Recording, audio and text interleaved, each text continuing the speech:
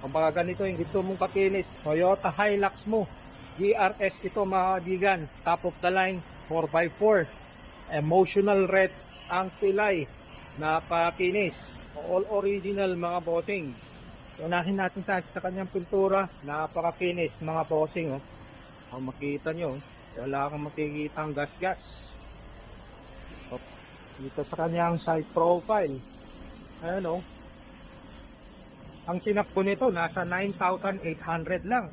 Meron kang all-terrain tires. O Toyo ang brand. Naka-disc brake. Ang kapal-kapal ng gulong. Oh. And branded din yung kanyang mags. Meron kang aftermarket na stepboard. Kanyang side mirror, kulay itim. Ganon din yung mga door handles. Nakatint mga bintana. Yung bed liner cover mo, meron din trifold. GR Sports.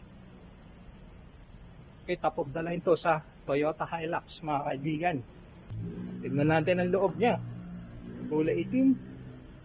And ito yung kanyang tinakbo. Oh, 9,898 to be exact.